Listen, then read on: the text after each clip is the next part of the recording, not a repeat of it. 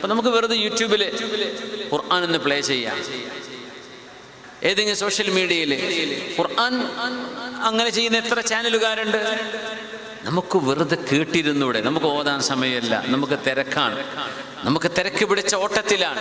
ഒന്ന് air plug വെക്കുക, ഒരു ഹെഡ്ഫോൺ വെക്കുന്നു, എയർപോഡ് വെക്കുന്നു, ഏതെങ്കിലും ഖുർആൻ ചാനലുകൾ നമുക്കിങ്ങനെ യാത്ര ചെയ്യുമ്പോൾ കേട്ടുപോയിക്കൂടെ? എന്തൊരു മനോഹരമാണ്. പണ്ഡിതന്മാർ പറയാറുണ്ട്, ഒരു മൊബൈൽ ഫോൺ 24 മണിക്കൂറിനുള്ളിൽ നിങ്ങൾ ചാർജ് ചെയ്തില്ലെങ്കിൽ അതിന്റെ ചാർജ് അങ്ങ് ഡൗൺ ആയി പോകുന്ന പോലെ 24 മണിക്കൂറിനുള്ളിൽ മുസ്ലിം ഖുർആൻ കേട്ടില്ലെങ്കിൽ അവന്റെ ഈമാനിന്റെ ചാർജ് കെട്ടുപോകും.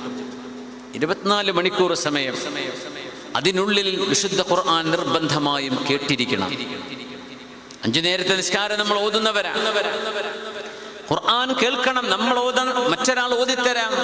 ആരോ ഓതുന്നത് റെക്കോർഡ് ചെയ്യപ്പെട്ടത് കേൾക്കാം. എങ്ങനെയാണെങ്കിലും 24 മണിക്കൂറിനുള്ളിൽ, നമ്മുടെ ഒരു ദിവസം അവസാനിക്കുന്നതിനുള്ളിൽ വിശുദ്ധ ഖുർആൻ കേൾക്കാൻ നമുക്ക് അവസരം കിട്ടിയില്ലെങ്കിൽ മൊബൈലിന്റെ ബാറ്ററി ഡൗൺ ആകുന്ന പോലെ നമ്മുടെ ഈമാൻ ഡൗൺ ആയിട്ടുണ്ടാവും. പിന്നെ അതിനെ ഉണർത്തിയെടുക്കാൻ പാടാണ്.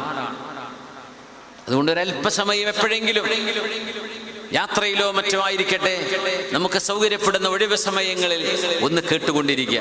അതിനൊരു മനോഹാരിതയുണ്ട്.